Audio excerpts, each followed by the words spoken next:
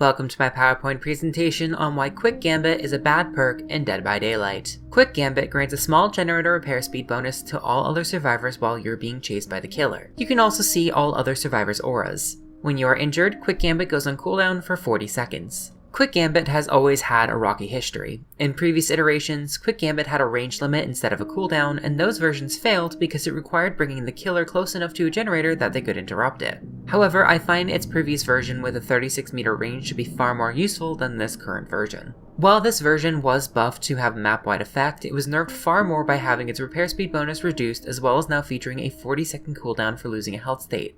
While this version was buffed to have a map-wide effect, it was nerfed far more by having its repair speed bonus reduced, as well as now featuring a 40-second cooldown for losing a health state. The repair speed bonus is pretty low as is, saving less than 5 seconds on one generator. Even spread among 3 survivors on separate generators, you'd only save about 13 seconds for looping nearly a minute and a half without ever taking a hit. This design is troublesome for a few reasons. If your teammates aren't repairing generators, that incremental value is lost. If you've ever played solo queue, you'd know how often that happens. Additionally, the chase mechanic is a little buggy, and there is a benefit in mechanically dropping chase, meaning you may not actually have the perk totally active for your real chase. Aside from the low bonus and quirks of its team-based status, it also asks a little too much from the average survivor. It requires perfect play to shave fractions of a second off generator times. Fundamentally, if the average survivor was able to loop for 90 seconds without taking a hit, killers would simply never win. Can it happen? Yeah.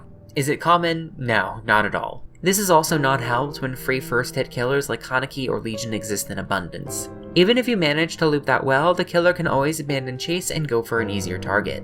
The main problem I see with Quick Gambit is the deactivation condition. Getting hit in chase is, on average, a guarantee. This presents a twofold problem. For one, survivors may play much more safely to preserve their health state, which can consume resources much more quickly and lead to trouble down the line. The other issue is that it is massively counterintuitive.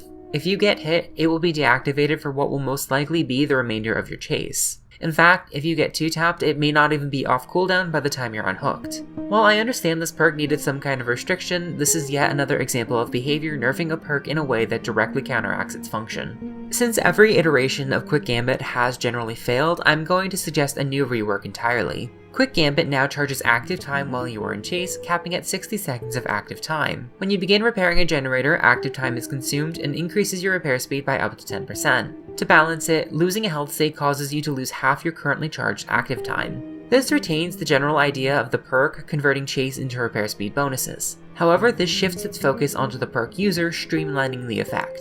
Now, Quick Gambit users don't need to concern themselves with their teammates' whereabouts nor fear a complete deactivation of their perk. Rather, they can focus on looping and get rewarded for truly escaping a chase. Thanks for watching, leave a like, and put your thoughts in the comments below.